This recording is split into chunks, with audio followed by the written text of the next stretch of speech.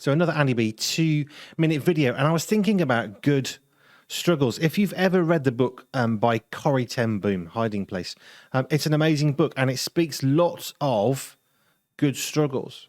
Now, the struggles that Corrie Ten Boom and her sister Betsy went through, and her father and her sister-in-law and her brother, they weren't good, but those struggles were good ultimately.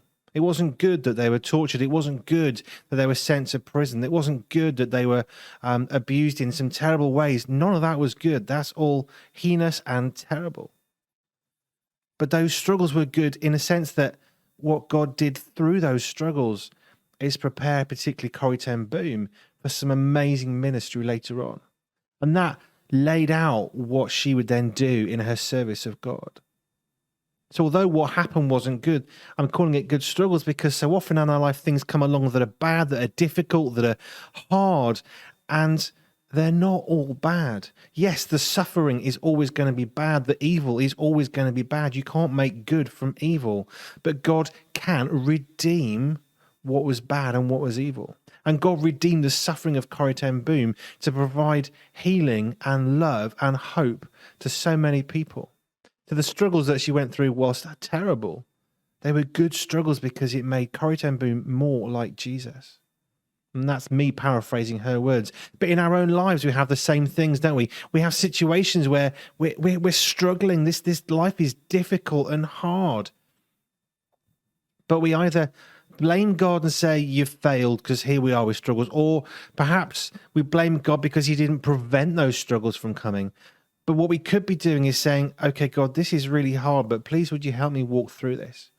Isaiah 43, if you read past the first couple of verses, you see when the waters are flooding, you'll be with me. And when the fires are raging, then you'll be with me as I walk through those. God doesn't always steer us around the problems, but he wants to walk through them with us, holding our hand, dragging us along sometimes, but walking by with us, walking alongside with us. If you've got struggles in your life, maybe there are things that need to change. I mean, not all that's bad needs to be okay. Some things we can do some stuff about, but if there's things we can't affect, then actually God can still make that into a good struggle because it's for our good. Not that the evil is right, that's never going to be okay, but that struggle can be a good opportunity for God to help us depend upon him more. And that's exactly what you read in Hiding Place by Corrie Ten Boom.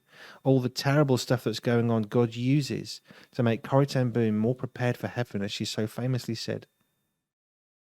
So where is God asking you not to just try and ignore the struggles, but to accept you can't do anything about it, and through that acceptance lean more onto Jesus and say, okay, Jesus, would you help me through this?